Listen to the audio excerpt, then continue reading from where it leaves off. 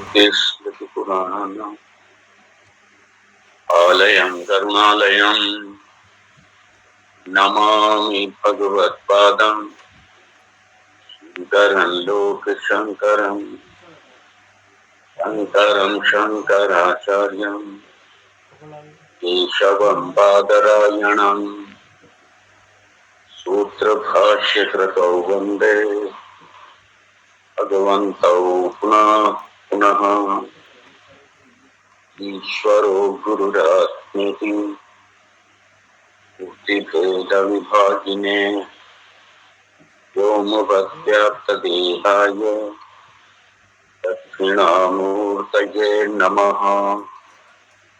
ॐ सदाशिवसमारम्भां शङ्कराचार्यमध्यमाम् अस्मदाचार्यपर्यन्तां वन्दे गुरुपरम्पराम्।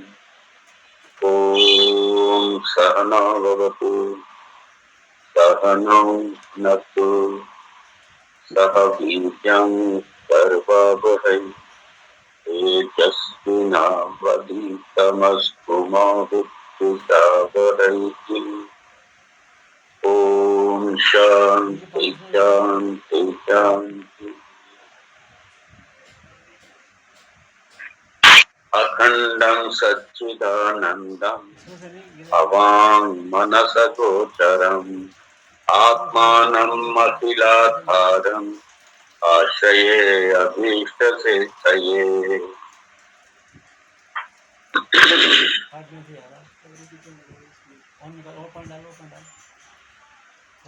मंत्र 19वां।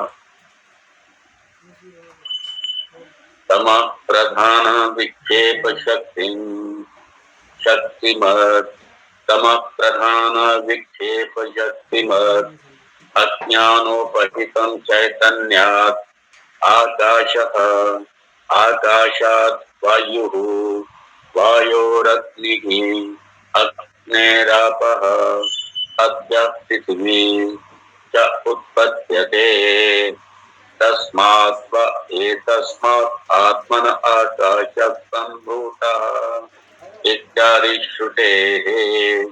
येषु जाड्याधिक्य दर्शनात् तमः प्राधान्यं तत्कारणस्य।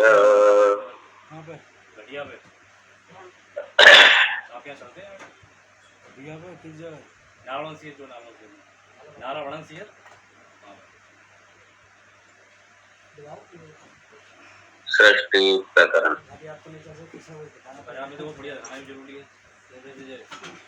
अध्यारोप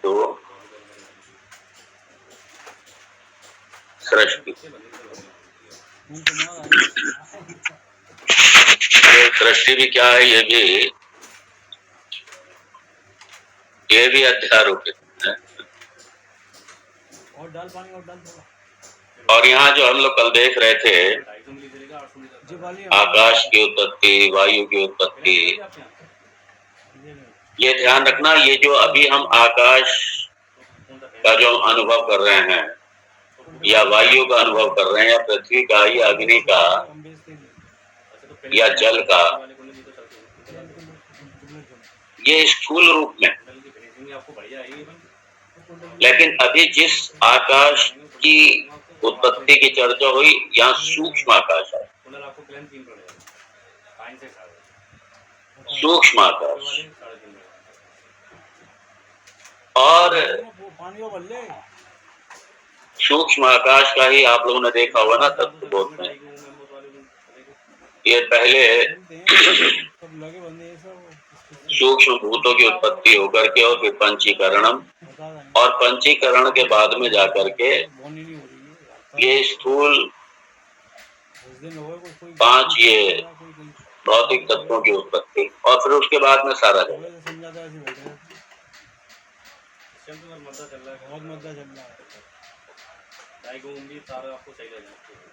तो अब ये देखिए, ये विश्व की और किसी कल्चर के पास नहीं है, किसी और दर्शन में नहीं मिलेगा,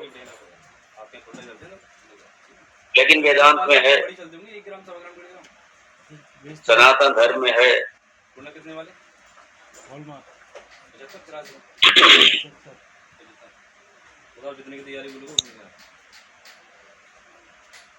अपने अपने यहाँ एक कुछ दर्शन 4 तत्वों की उत्पत्ति मानते हैं, आकाश की उत्पत्ति नहीं मानते। वो कहते हैं आकाश तो नित्य है। लेकिन ये बात सब खारिज हो चुकी है, पहले से कट गई है उनकी बात। और यहाँ क्योंकि वेद कह रहा है कि आकाश की उत्पत्ति होती है और उसके बाद में भी प्रमाण नहीं मानते।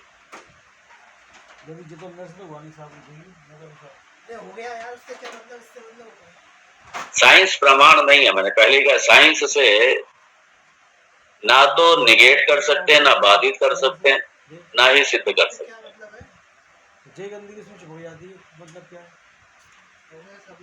इसलिए जो वेद का विषय है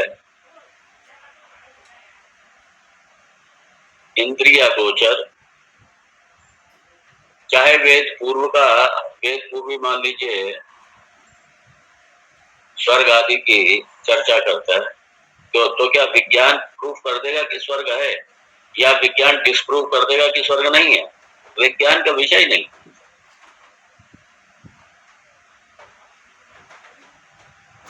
वेद प्रमाण है, इसमें वेद प्रमाण, और वेद ही कह रहा है कि आकाश की उत्पत्ति होती है, क्योंकि है यहाँ पे उत्पत्ति है।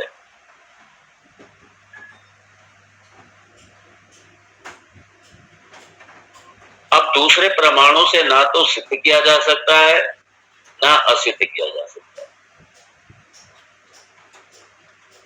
इसलिए अतीन्द्रिय विषयों में साइंस जो है इंद्रियगत विषयों के क्षेत्र में प्रमाण है, अतीन्द्रिय विषयों में साइंस प्रमाण नहीं। इसलिए ना तो साइंस से प्रूफ किया जा सकता है, ना डिस्प्रूव किया जा सकता है। मान लीजिए भगवान है, साइंस ना तो प्रूव कर सकती है और ना डिस्प्रूव कर सकती है, दोनों नहीं कर सकती। वेद बताता है भगवान है, और क्या प्रमाण है जानने का ये भी बताता है वेद।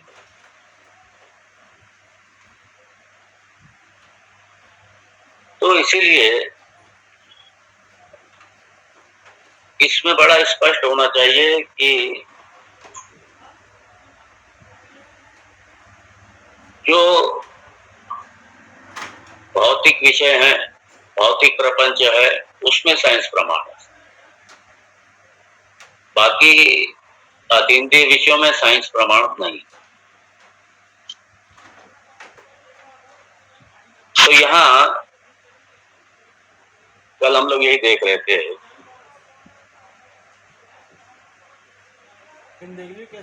और ये चूंकि ये सारे किस्से इन सबका, इन पांचों तत्वों का कारण क्या है? अज्ञान। और जब अज्ञान कारण है और अज्ञान है सत्वरज तम तीनों से संपन्न, तो इसलिए अज्ञान का कार्य होने से ये सारे भी क्या हैं? ये सारे भी तीनों गुणात्मक हैं। लेकिन सत्य की बहुत ही न्यूनता है। अधिकता किसकी है? रज की, तम की। तम की ही अधिकता, रज की भी नहीं अधिकता, तम की अधिकता। और तम की ही प्रधानता से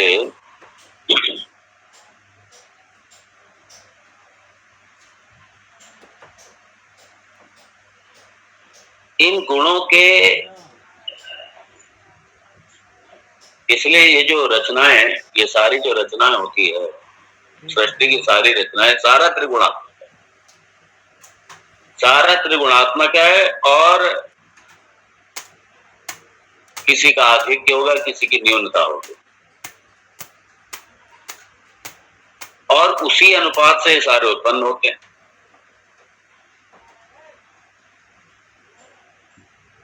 तो जब तमोगुण की अधिकता होती है तो फिर सत रज की न्यूनता हो जाती है।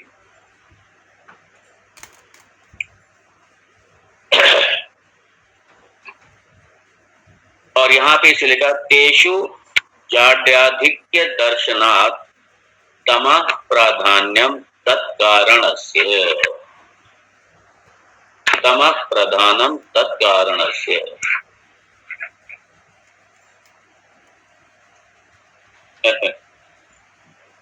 तमः प्रधान, क्योंकि मैंने पहले कहा था तमः प्रधान क्यों और जाड्याधिक्य, ये देखिए उनमें जाड्याधिक्य दर्शनात् जड़ता है।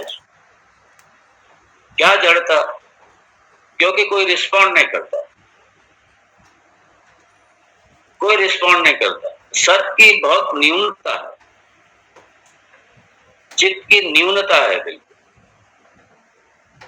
इसलिए रिस्पॉन्स नहीं करता। सामने मेज है, कुछ भी करिए, आपके सामने जितना जड़ प्रपंच दिख रहा है, जड़ प्रपंच का मतलब है कि आपको रिस्पॉन्स नहीं करेगा। इसलिए जाड्याधिक्य दर्शनात्, और चूंकि जाड्याधिक्य जड़ता का आधिक्य होने से, उसका आधिक्य दिखने से उसमें तमः प्राधान्यम, तम प्रधान है। इसीलिए तम प्रधान क्यों है उसका ये कारण समझाया यहाँ पे।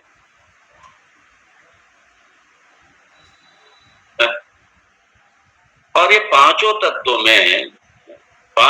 में क्या है? ये जड़ता आधिक्यता से है, प्रधानता से है,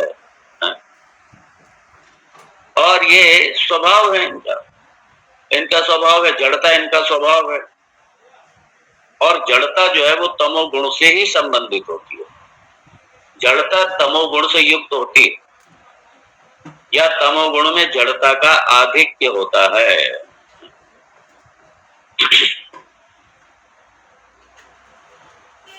और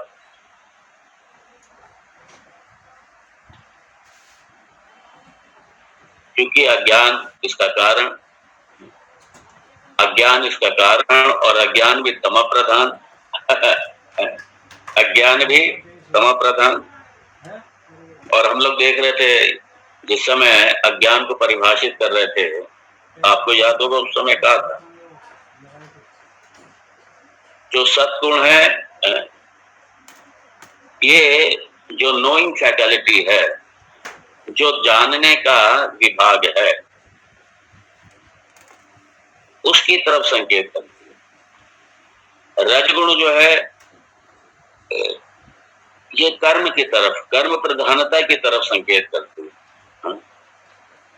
और तमगुण जो है ये निद्रा की तरफ,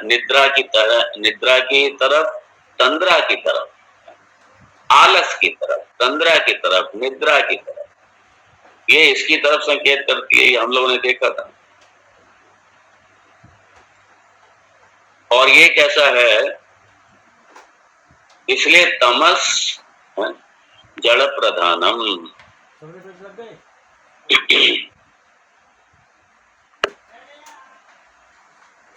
और जो जड़ता है वो तमोगुण से ही संपन्न रहेगा, तमोगुण से ही युक्त रहेगा ये जड़ता। इसलिए अभी जैसे आप जानने की प्रक्रिया में हैं, ज्ञान की प्रक्रिया में आप बिल्कुल तरफ एकदम सचेत बैठे, यहाँ ये सत्गुण प्रधान है। और अगर सुनते सुनते आपको नींद आने लगे, नींद आ जाए, तमस हावी हो, इसलिए कई बार कहते ना अब क्या करें, हम पे तो तमस हावी हो गया था। अरे ये गुण जो है, ये गुण आपके अधीन है। तमस प्रधान से सत प्रधान की तरफ ही तो बढ़ना है। तमस प्रधान जीवन से सत प्रधान जीवन की तरफ बढ़ना, यही तो साधना है।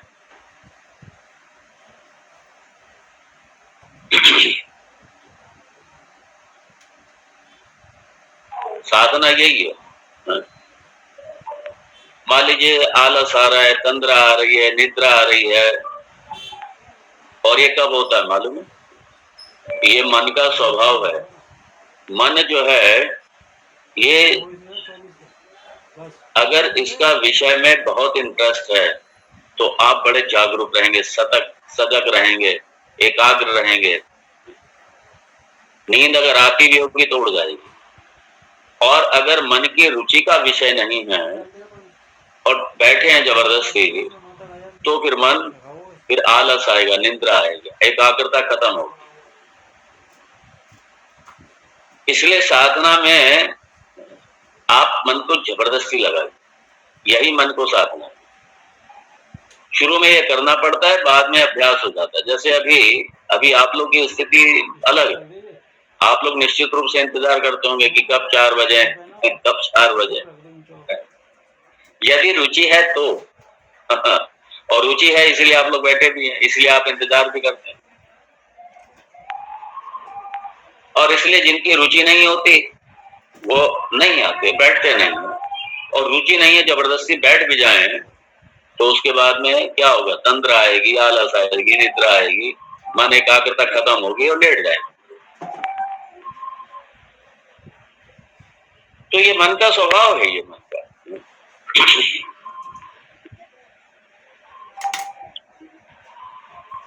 अब इसलिए कहा तेषु मतलब इन सारे तत्वों में कौन से तत्व? ये पंच जो महाभूत हैं, इन सब में जाड्य आधिक्य दर्शनात्, जड़ता की प्रधानता है। आधिक्य दर्शनात्, जड़ता की प्रधानता है। और जाड्य आधिक्य दर्शनात् जड़ता हावी है, इनको जड़ता हावी है। देखिए ये शरीर जो है इसमें भी जड़ता हावी है।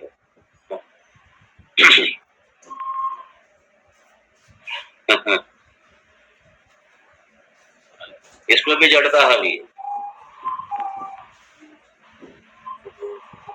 क्योंकि ये जो शरीर है ना, ये भी पंचभूतों का ही कार्य है, पंचभूतों का ही प्रोडक्ट है ये। इसलिए और पांचों भूत ये तम गुण प्रधान भूत हैं ये। इसलिए शरीर जो है ये भी तमोगुण प्रधानम। ये स्थूल शरीर इसलिए ये भी तमोगुण प्रधानम।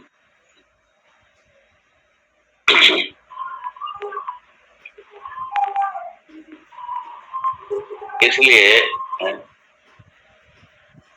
ये आलस्य, निद्रा, तंद्रा, ये शरीर, इसलिए शरीर को कंफर्ट, आराम से लेटना बड़ा पसंद है, अच्छा लगता है। मन क्या करता है? मन सपोर्ट करता है। ये दोनों कनेक्टेड है, दोनों एक ही परिवार के हैं, ये सब एक दूसरे को सपोर्ट करते हैं। और साधना में क्या करना पड़ता है? साधना में इनका उल्टा करना पड़ता है। मन का रुचि नहीं है, मन की रुचि नहीं है, लेकिन मन को लगाना है जबरदस्ती। शरीर नहीं बैठता है जबरदस्ती। ये कनेक्टेड है दोनों। मन बैठेगा, शरीर भी बैठेगा। मन सपोर्ट करेगा, शरीर करेगा, क्योंकि शरीर के अधीन मन। इसलिए शमा दमा, ये जो शमा दमा वेदांत में इसलिए बहुत आवश्यक है। इसलिए वेदांत की साधन चतुष्टय संपत्ति में ये आरंभिक एलिजिबिलिटी, आरंभिक जो योग्यता है वेदांत की, इसमें शमा दमा बहुत महत्वपूर्ण है।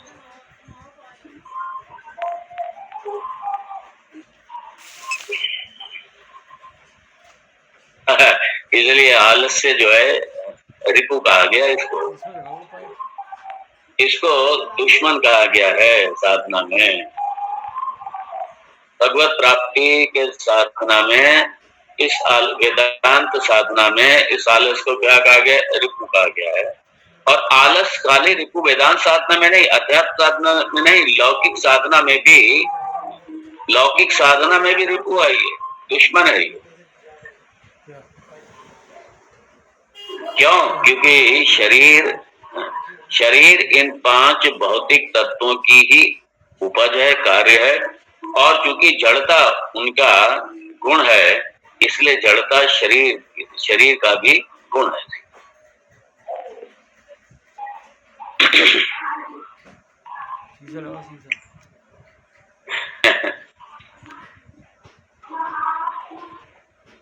और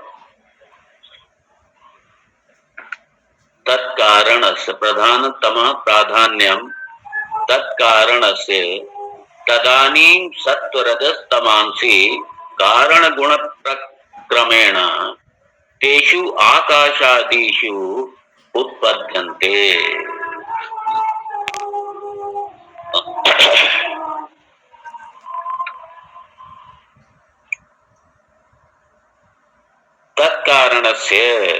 तत्कारणस्य मतलब पंचभूतों के कारण, पंचभूतों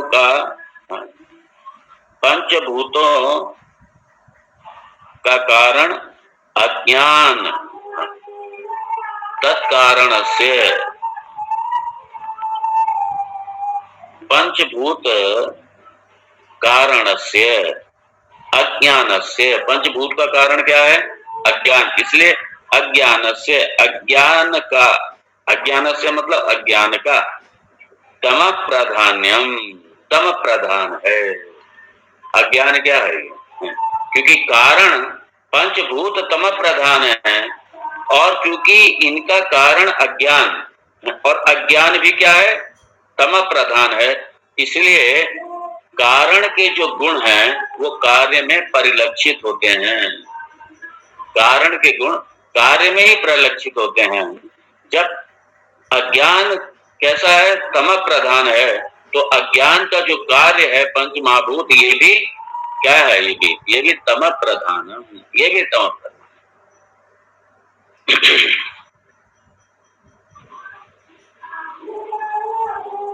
तो कारण क्या है? अज्ञानम, और कार्य क्या है? पंच महाभूत, ये कार्य। अब यहाँ पे कारण गुणाः कार्य अनुवर्तन्ते, ये पहले कह चुका। जो कारण के गुण हैं वो कार्य में ही पाए जाते हैं।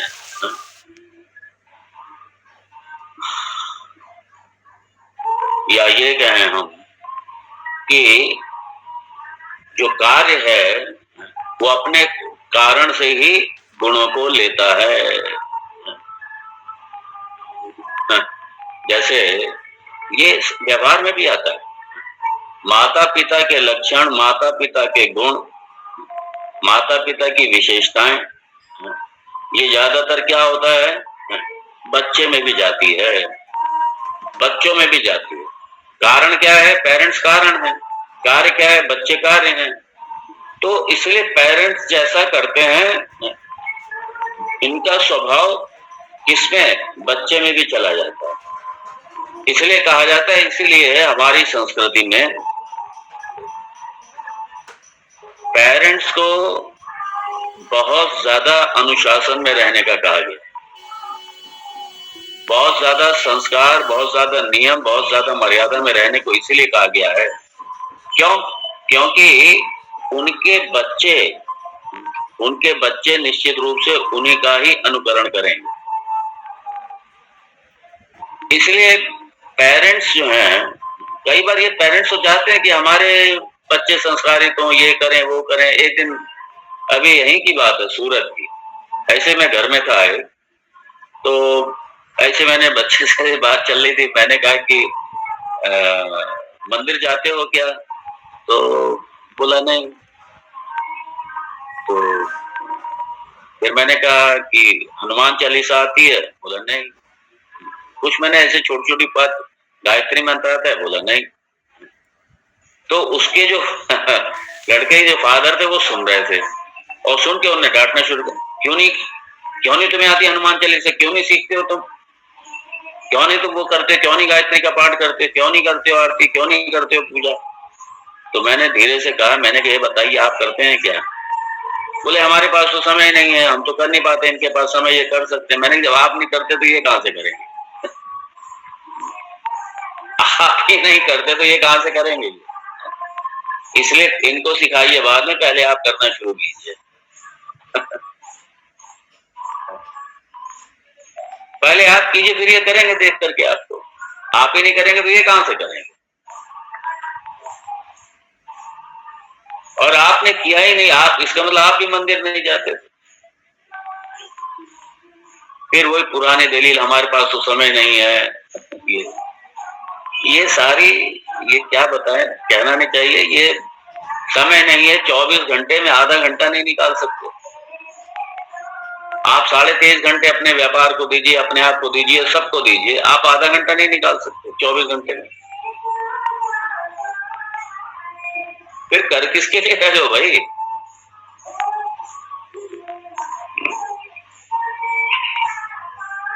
इसलिए अगर हमारे जनरेशन में संस्कार नहीं है तो उसके पीछे सीधा सीधा दोषी हम हैं, दोषी बड़े हैं, बच्चे दोषी नहीं है, सीधा सीधा।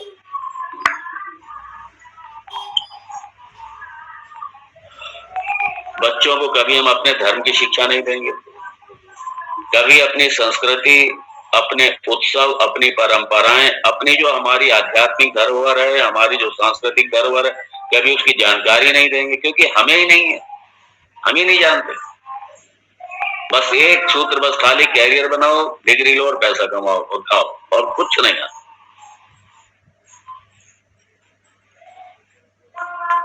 इसलिए यदि हम चाहते हैं कि हमारी आगे की जनरेशन संस्कारित रहे, धार्मिक रहे, सामाजिक रहे, आध्यात्मिक रहे, नैतिक रहे, तो निश्चित रूप से हमको भी वो सब बनना पड़ेगा। फिर हमें सिखाने की जरूरत नहीं है उनको, वो हमें देख करके सीखें, वो हमें देख करके सीखते ही हैं।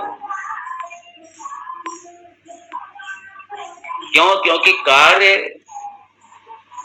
कार्य में कारण के गुण आते हैं। और ये, अब मैं इस विषय पे ज्यादा नहीं लूंगा, ये विषय ये वर्तमान में बहुत ही, वर्तमान परिप्रेक्ष्य में बड़ा आवश्यक विषय है।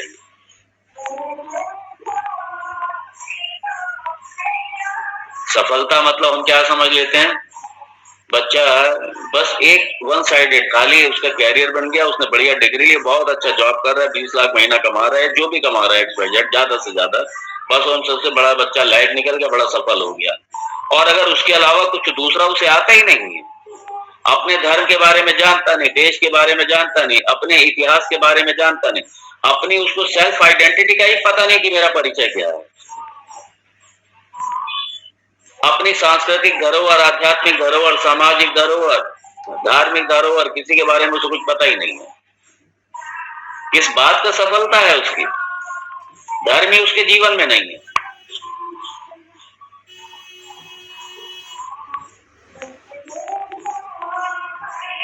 इसलिए ये सारी, इसलिए जो एकेडमिक एजुकेशन है उसके साथ ये सारी एजुकेशन जानी चाहिए उसके साथ। इसलिए घर घर में स्वाध्याय होने चाहिए।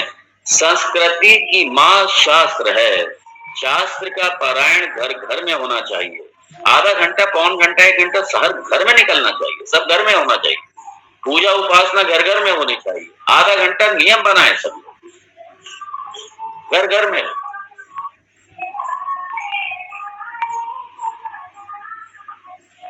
कुछ नहीं पता। इसलिए अगर हमारी जनरेशन के पास ये हमारी संपदा नहीं है तो सीधा सीधा हम दोषी हैं, कोई दूसरा दोषी नहीं है।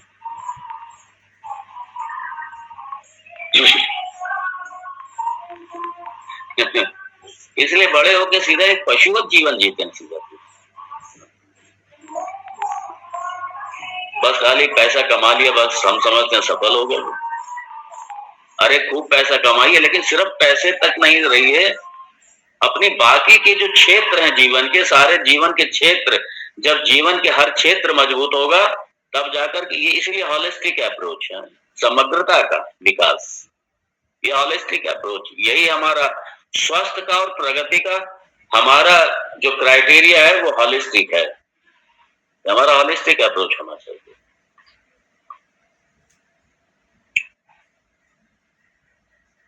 बेसिक चीजें हैं, इसलिए सब अपने बच्चों को मंदिर जरूर ले जाओ, अपने साथ में लेके जाओ, सत्संग में लेके जाइए, मंदिरों में लेके जाइए। आप घर में पूजा शुरू कीजिए, बच्चे अपने आप सीखेंगे, क्योंकि कारण हम है, कार्य वो है। अगर बच्चे संस्कारित नहीं है तो सीधा सीधा हम भी संस्कारित नहीं है। बच्चों को देख करके पता चल जाता है पेरेंट्स की स्थिति क्या है। बच्चों को नहीं पता है, इसका मतलब है पेरेंट्स को भी नहीं पता होगा, दोनों की स्थिति एक सी। क्या कार्य है, कारण गुणाः कार्य अनुवर्तन्ते, ये सिद्धांत। और अगर पेरेंट्स, अगर बड़े बहुत संस्कारित हैं, जागरूक हैं, धार्मिक हैं और हर तरीके से संस्कारों से संपन्न हैं, तो उनके बच्चे भी उसी तरीके से होंगे।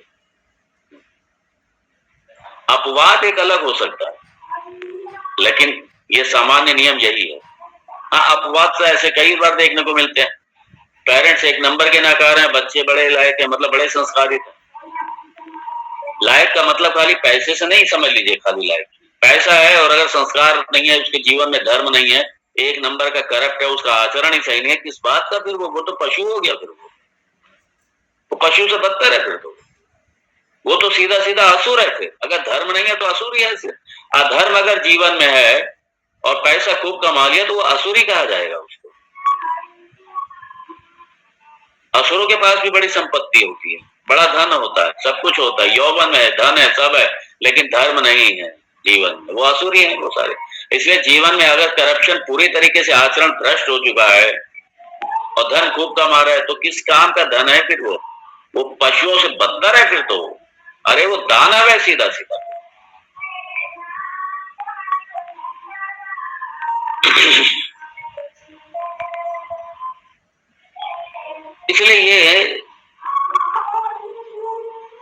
इसलिए ये कुल की धरोहर, कुल की धरोहर आगे की संतति में हस्तांतरित होनी चाहिए, रूपांतरित होनी चाहिए।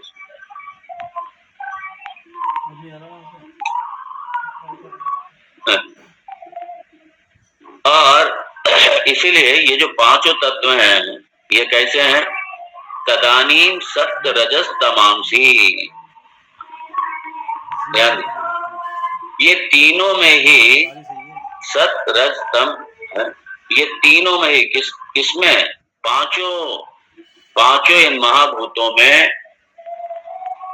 आकाश, वायु, अग्नि, जल, पृथ्वी, इन पांचों में ही ये तीनों गुण,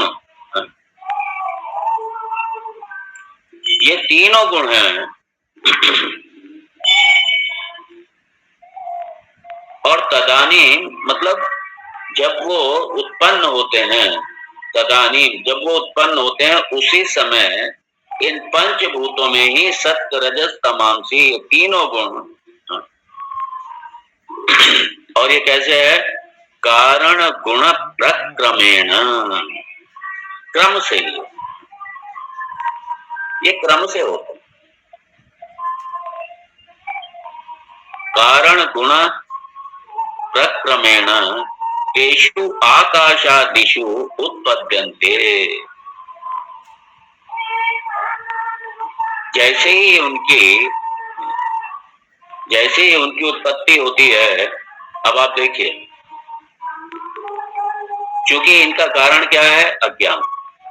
जब अज्ञान ये तीनों गुण से संपन्न है, सत्य रज तम से अज्ञान संपन्न है पूरी तरीके, इसीलिए क्योंकि अज्ञान तीनों गुणों से संपन्न है, इसलिए अज्ञान का जो कार्य है, ये पांचों तत्व, ये पांचों भूत, ये अज्ञान का कार्य होने से अज्ञान के गुणों से ये भी संपन्न हो जाते, ये भी संपन्न हो जाते हैं।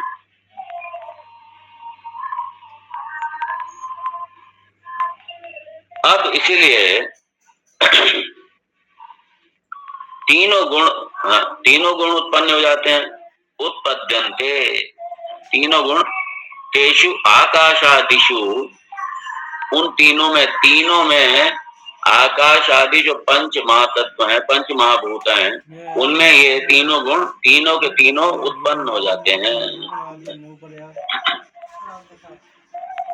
कैसे? बाद में नहीं, उसी समय उत्पन्न। जैसे ये तीनों गुण उत्पन्न हुए तो ये साथ में तीनों गुण उनके उत्पन्न हो जाते हैं। अर्थात ये पांचों जो तत्व हैं, ये तीनों गुणों से संपन्न हैं। क्यों संपन्न है? क्योंकि इनका जो कारण अज्ञान है वो भी तीनों गुणों से संपन्न है।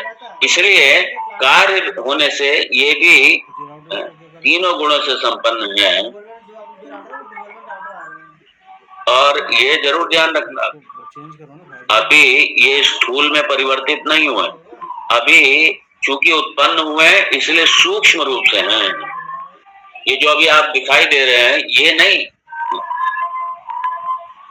अभी इनका पंचीकरण होगा, उसके बाद में स्थूलता को प्राप्त होंगे, और जब स्थूलता को प्राप्त होंगे तभी ये हमारे देह के कारण बनेंगे। इसलिए अभी हमारी देह नहीं आई है, अभी हमारी देह वगैरह कुछ नहीं आया। अभी क्या है, ये सूक्ष्म रूप से हैं सारे के सारे तत्व, और सारे के सारे तत्व क्योंकि सूक्ष्म रूप से हैं, उसके बाद में इनका पंचीकरण, और पंचीकरण के बाद में इनका क्या होगा, स्थूलीकरण होगा। फिर हम इनको अनुभव कर सकते हैं उसके बाद, और फिर उसके बाद में उससे सारा जगत और देह आदि, स्थूल शरीर आदि, उससे उत्पत्ति होगी सबकी। ये आप लोग तत्वबोध में देख चुके हैं। तो वही प्रकरण है। और इसलिए कहा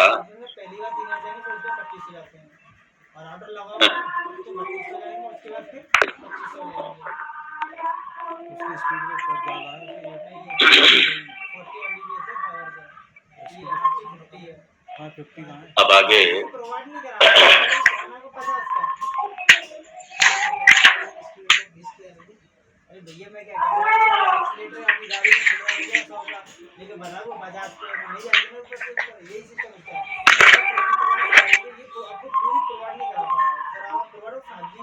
एतानि एव सूक्ष्म भूतानि तन्मात्राणि अपंचीकृतानि च उच्यन्ते। इसलिए कहा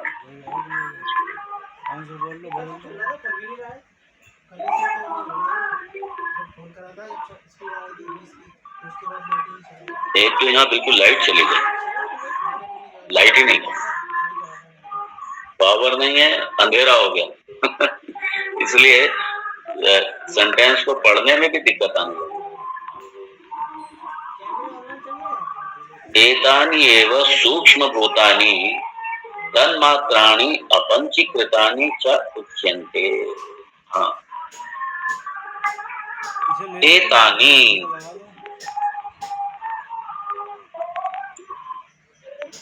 अब देखिए इसी जो ये पांच तत्वों की जब उत्पत्ति होती है, और इसी को ही शास्त्र में सूक्ष्म भूत भी कहते हैं, और इसी को तन्मात्रा भी कहते हैं। ये तन्मात्रा अक्सर आपको, ये तन्मात्रा कई बार कंफ्यूज हो जाए, ये तन्मात्रा क्या होता है तो तन्मात्रा या सूक्ष्म भूत है, तन्मात्रा या सूक्ष्म भूत, इसीलिए कहा एतानि एव सूक्ष्म भूतानि। और जब ये तत्वों की उत्पत्ति होती है तब उस समय इसी को सूक्ष्म भूत कहते हैं, उसी को तन्मात्रा कहते हैं, और उसी को अपंचीकृत, मतलब पंचीकरण नहीं हुआ, अपंचीकृत भी उसी को कहते हैं, क्या उच्यन्ते, उसी को अपंचीकृत भी कहते हैं। अब इसी से ही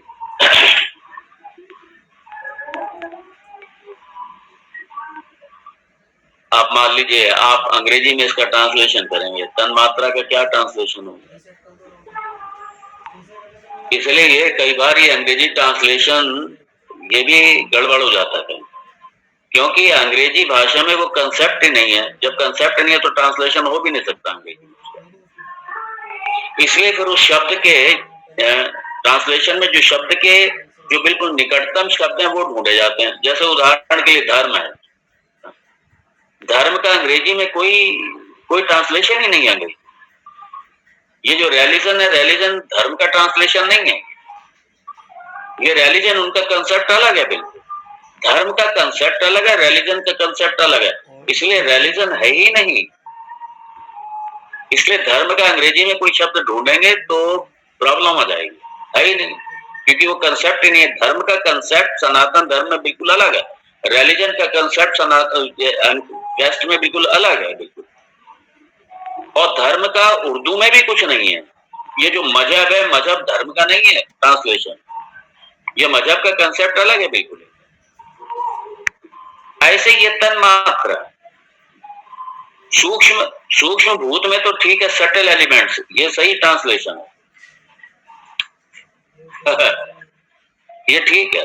लेकिन धर्म है, ऐसे कई शब्द हैं, दया है, धर्म है, दान है। ये दान का ये चैरिटी लिखते हैं, ये भी गलत है। चैरिटी का कंसेप्ट अलग है, दान का कंसेप्ट ही अलग है बिल्कुल। हमारे दान का कंसेप्ट एकदम अलग है, उनका दान का दर्शन ही अलग है सनातन धर्म में, उनका चैरिटी का दर्शन बिल्कुल अलग है। ऐसे बहुत से शब्द हैं। और जैसे ही शब्द जब अंग्रेजी में ट्रांसलेशन के अनुसार जब हम चलने लगते हैं, हमारा पूरा साइके चेंज हो जाता है बिल्कुल हमारा। हम उनके हिसाब से चलने लगते हैं जो हमने उनका पढ़ा हुआ है, और वहीं पे ट्रांसलेशन में सारी गड़बड़ हो जाती है।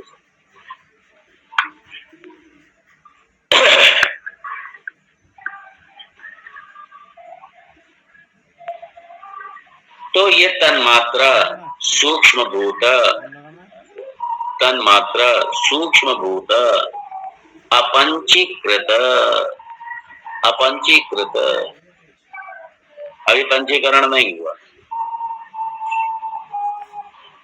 तो तन मात्र का मतलब सिर्फ आकाश ही है वहां पे।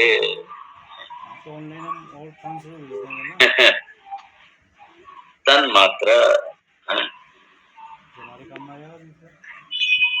अर्थात ये जो तन मात्र मतलब, ये अभी इनका मिक्सचर नहीं हुआ, अभी इनका मिक्सचर नहीं हुआ। हाँ।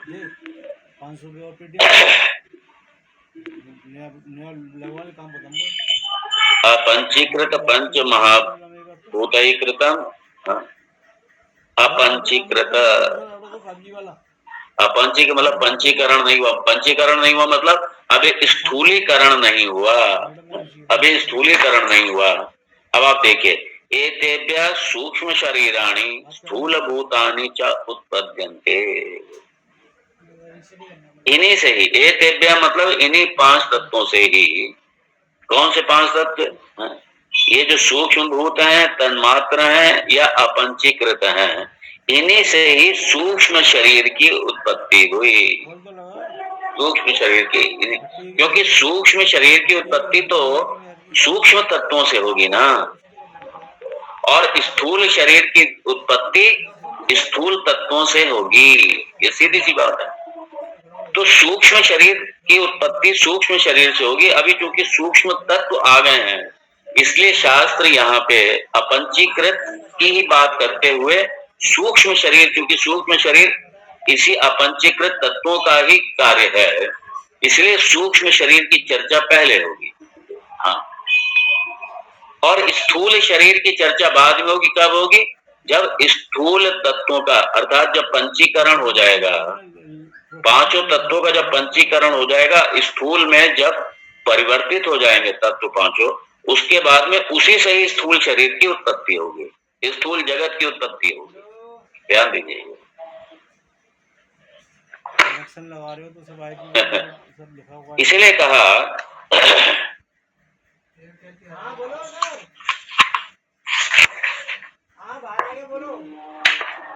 तो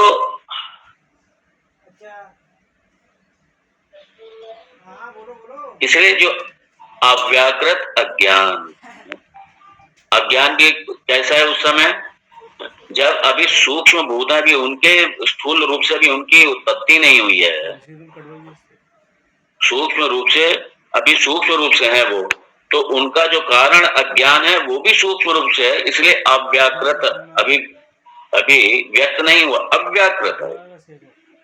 तो इसलिए अव्याकृत अज्ञान से ही इन सूक्ष्म भूतों की उत्पत्ति हुई, और इसी को तन्मात्र कहते हैं। और क्योंकि इनका स्थूलीकरण नहीं हुआ, इनका पंचीकरण नहीं हुआ, और इसीलिए ये सूक्ष्म कहलाते हैं, स्थूल नहीं कहलाते।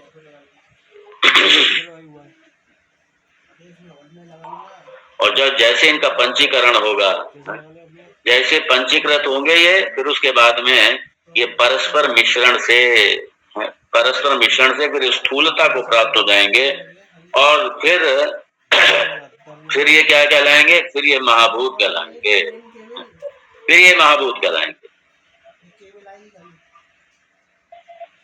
और ये पंचीकरण की प्रक्रिया में हम लोग देखेंगे, ये सब पंचीकरण की प्रक्रिया में देखेंगे।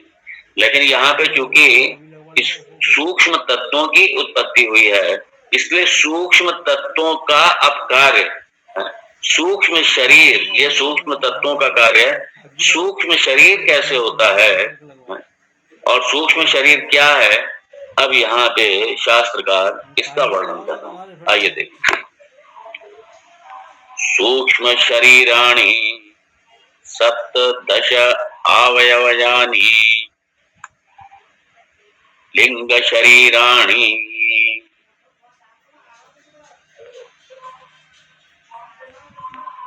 सप्तदश अवयवानि। सप्तदश, ये सूक्ष्म शरीर जो है ना, ये हमारे में जो सूक्ष्म शरीर है, ये सूक्ष्म शरीर क्या है, सप्तदश। इसके कितने अंग हैं, सप्तदश अवयवानि।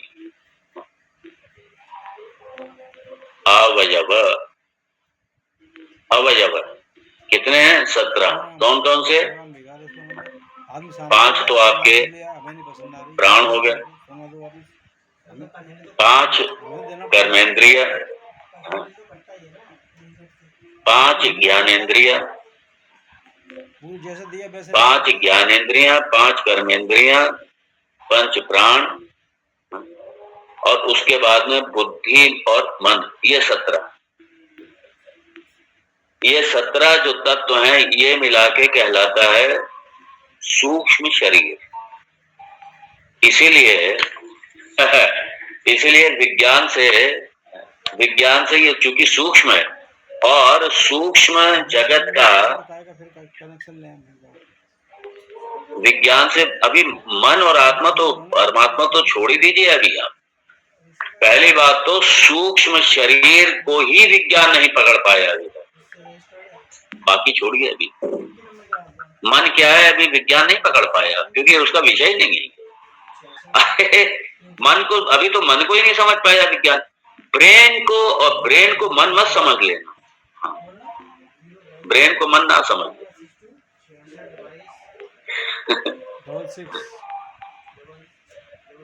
ब्रेन तक विज्ञान पहुंचे। अभी तो ब्रेन के ही कितने सारे गुप्त रहस्य भरे पड़े हैं, अभी तो ब्रेन को ही नहीं समझ पाएगी। ये प्राण को विज्ञान कहाँ समझ पाएगा, प्राण को करेक्ट करना है, क्या विज्ञान समझ पाएगा, अभी ये समझ ही नहीं सकते। ये वही बात है, विज्ञान का विषय ही नहीं है।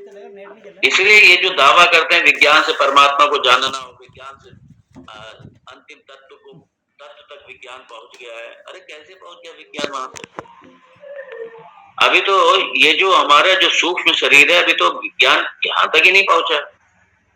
अभी विज्ञान को कुछ नहीं पता। अभी ये शास्त्र में तो ये पंच प्राण, पंच उपप्राण, ये सारे इनके कार्य, ये सब बताया गया, समझाया गया सब। विज्ञान को नहीं पता अभी कुछ। आपका कौन सा मेडिकल साइंस है जो ये प्राण को करेक्ट करता है? कोई नहीं। हाँ, ये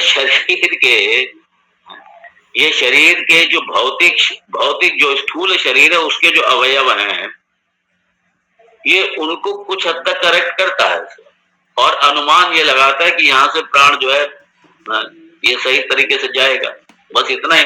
क्योंकि ये तो पता ही है, और विज्ञान को नहीं, विज्ञान को भी तो अपने वेदांत ने ही बताया, वेद ने ही बताया है, उसके आधार पर ही तो विज्ञान आगे बढ़ रहा है।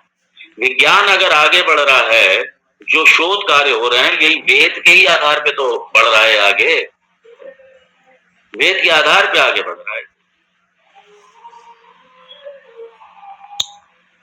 ये मन, ये बुद्धि, बुद्धि डल है, विज्ञान से कहो जरा कर दे उसकी डल बुद्धि को तेज कर दे, जरा कर दे विज्ञान तेज।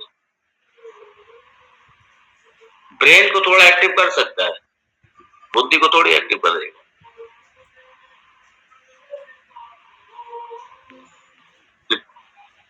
ये पंच ज्ञानेन्द्रिय हैं, पंच कर्मेंद्रिय हैं, और ये ज्ञानेन्द्रियां, ये जो आपके जो हाथ है ना, या जो आपकी मान लीजिए आंखें, ये आंखें जो दिखाई दे रही, ये इंद्रिय नहीं, इंद्रिय इसके पीछे की शक्ति। ये जो आंख है, ये नेत्र इंद्रिय का गोला का स्थान है, उसका नेत्र इंद्रिय का। इंद्रिय मतलब आंख को, आंख की जो शक्ति है वो इंद्रिय, वो इंद्रिय। आंख की शक्ति चली जाए देखने की, विज्ञान बढ़ा दे जरा उसको। आंख की शक्ति नहीं है, वेदांत ये विज्ञान आगे कर दे जरा उसको, नहीं कर सकता। इसलिए सूक्ष्म, और सूक्ष्म का मतलब यही है कि इसको आप ऑब्जेक्टिफाई नहीं कर सकते, ऑब्जेक्टिफाई नहीं कर सकते। विज्ञान इसको ऑब्जेक्टिफाई नहीं कर सकता, किसी भी उपकरण से, किसी के भी द्वारा नहीं विज्ञान ऑब्जेक्टिफाई कर सकता। अभी देखेंगे इंद्रियों का सारा। तो ये जो हमारी जितनी इंद्रियां, हमारी ज्ञानेंद्रियां, हमारी कर्मेंद्रियां, एक एक इंद्रिय तत्वबोध में तो ये इसमें भी आया है, सारा आएगा अभी।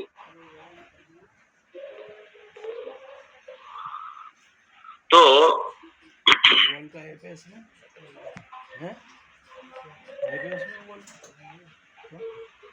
इसलिए ये जो मेडिकल साइंस है, जो मेडिकल साइंस है, मेडिकल साइंस मतलब बढ़ तो आगे रही है, लेकिन कभी भी चाहे कितनी सेंचुरियां बीत जाएं, विज्ञान पूरी तरह के इनका पता लगा ही नहीं सकता। भाव ये है। तो ये सूक्ष्म शरीर, सूक्ष्म, इसलिए कई बार क्या होता है कि शास्त्र में कुछ अनुष्ठान आते हैं इसके, और हर इंद्रिय के देवता हैं, हर इंद्रिय के देवता हैं। और इसलिए जब कोई इंद्रिय काम नहीं करती, तो इसका मतलब उस इंद्रिय के जो देव हैं वो रुष्ट हो गए। एक ये भी एक संभावना हो। भौतिक रूप से मान लीजिए कई बार मेडिकल साइंस रिजेक्ट कर देता है, और कई बार जब रिजेक्ट हो गया उसमें काम नहीं करेगा तो नहीं करेगा। लेकिन कई बार क्या होता है कि जैसे मान लीजिए कान की शक्ति चली गई, सुनने की शक्ति चली गई कान, और विज्ञान उसके कारण भी देता है, क्योंकि जो इसका स्थान है जिसके माध्यम से इंद्रिय की शक्ति काम कर रही है, वहां पे कोई दोष आ गया, वहां पे कोई विकार उत्पन्न हो गया, इसलिए काम नहीं करेगा। हाँ, ये कारण देता, और ये सही भी होते हैं, गलत नहीं है, सही भी है। लेकिन कई बार क्या होता है, विज्ञान भी हाथ खड़े कर देता है, ये समझ में नहीं आ रहा कुछ। मेडिकल साइंस में कहती पता नहीं क्या, समझ में नहीं आ रहा, अब तो ये भगवान ही वो करेंगे। तो ऐसे में क्या हो जाता है, इसलिए ऐसे समय में क्या करते हैं, तो इंद्रिय के जो अधिष्ठान देव हैं उनको प्रसन्न करने के लिए कोई ना कोई अनुष्ठान करते हैं, और अनुष्ठान बाकायदा नियम से, मर्यादा से हो जाता है, और तो अनुष्ठान विधि के अनुसार होता है, और साथ में जो अनुष्ठान करता है वो भी उसके योग्य है, वो भी उसके पात्र है। जब ऐसी स्थिति में जब सब कुछ शास्त्र सम्मत होता है और अनुष्ठान किया जाता है, तो वो काम कर जाता है, अनुष्ठान ही काम कर जाता है। अब कैसे काम किया ये विज्ञान नहीं पता लगा सकता, काम कर गया। क्यों? क्योंकि ऐसे ईश्वर के जितने ऐसे बहुत से कानून हैं, इसलिए विज्ञान कहता है रहस्य, ये सीक्रेट है, ये रहस्य नहीं है, ये सब ईश्वरीय कानून काम कर रहे हैं और इतने सूक्ष्म है कि हमें दिखते नहीं, हम दिख नहीं सकते, लेकिन इसका मतलब ये नहीं कि वो है नहीं। सूक्ष्म का मतलब ये है कि हम ऑब्जेक्टिफाई नहीं कर सकते, लेकिन वो है, अपना काम कर रहे हैं वो सब।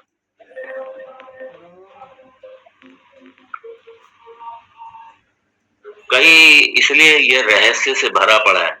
रहस्य इसलिए हम लोग शब्द, रहस्य कुछ नहीं है, ईश्वर के कानून बिल्कुल स्पष्ट हैं, सारे नियम बिल्कुल स्पष्ट हैं, लेकिन हमें नहीं पता, हम पता लगा भी नहीं सकते, इसलिए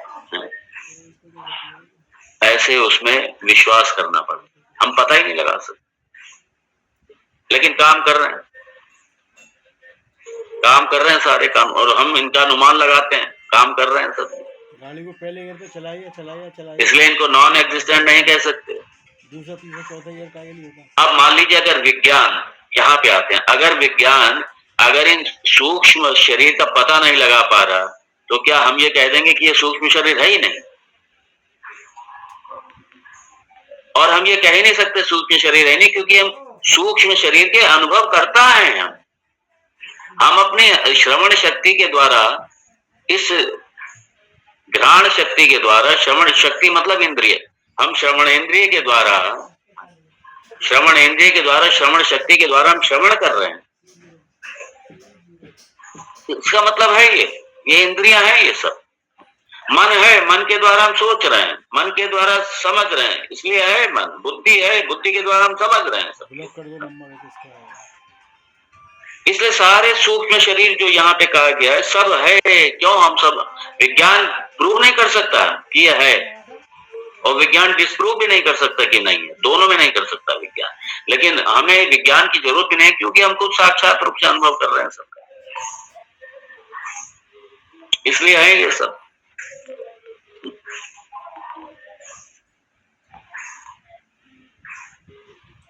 कोई भी आपका उपकरण, कोई भी मेडिकल साइंस ऑब्जेक्टिफाई नहीं कर सकता।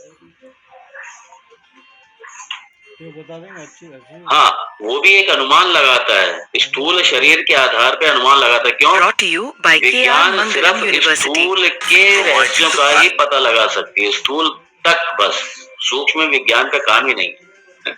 अभी तो सूक्ष्म का जो कारण अज्ञान है, विज्ञान तो उसको नहीं समझ सकता, अर्थात जिसे माया कहते हैं, नहीं समझ सकता, और उसका भी जो अधिष्ठान है ब्रह्म वेदांत, अरे वहां तक कैसे विज्ञान पहुंचेगा? नहीं पहुंच सकता, विज्ञान का विषय ही नहीं है, इसीलिए विज्ञान का विषय नहीं।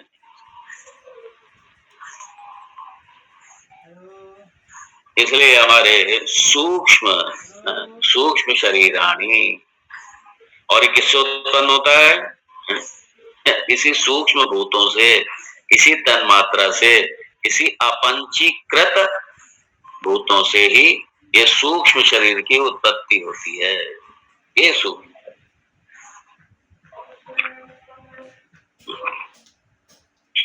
बड़ा, अगर एक एक चीज को देखो, एक एक चीज की व्याख्या हो, ये बड़ा अपने आप को समझना, अपने सूक्ष्म शरीर को समझना, ये पता चलेगा सूक्ष्म शरीर, और इसी स्थूल शरीर में एक सूक्ष्म शरीर काम कर रहा है। सूक्ष्म शरीर, ज्ञानेंद्रियां, कर्मेंद्रियां, ये सूक्ष्म शरीर काम कर रहा है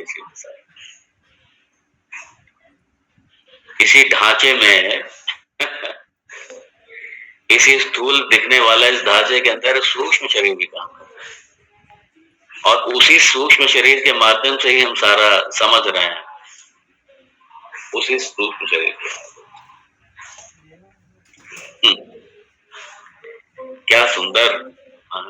क्या सुंदर साइंस। इसलिए जो वेद ने दे दिया, जो सनातन धर्म ने इस विश्व को दे दिया, वो कोई दे ही नहीं सकता।